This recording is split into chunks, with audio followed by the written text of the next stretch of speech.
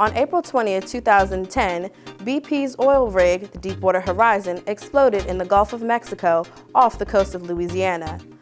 More than 100 people were on the rig. 11 workers were killed and 17 were injured. The next week, on April 28th, the Coast Guard announced that 5,000 barrels of oil per day were spilling out of the well. The oil soon began washing up on beaches, destroying environmental habitats. Birds and other wildlife in the area were caught in oil slicks, covering them in oil. While some birds were rescued, cleaned up, and released, many were killed. The government stepped in, and President Barack Obama promised to take quick action.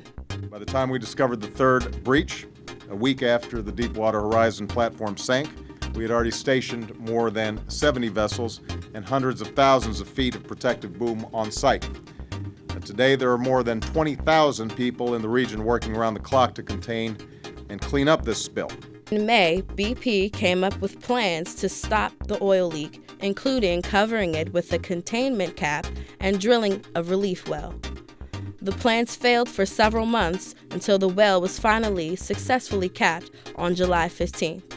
However, the spill continued to affect the environment. Fishermen in Louisiana were put out of work.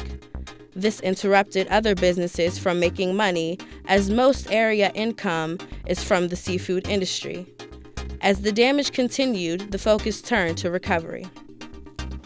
You know, for generations, men and women who call this region home have made their living from the water. That living is now in jeopardy. I've talked to shrimpers and fishermen who don't know how they're going to support their families this year.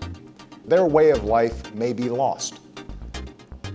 I refuse to let that happen.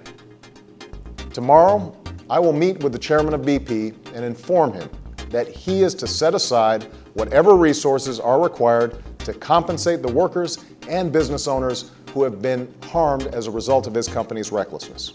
To prevent a disaster as large as this from happening again, the government is taking measures including temporarily halting offshore drilling and strengthening laws. The government also filed suit against BP for costs and damages to recover billions spent cleaning up the spill. If found guilty, the company could be fined as much as $4,300 per barrel of spilled oil. That total could run as high as $21 billion.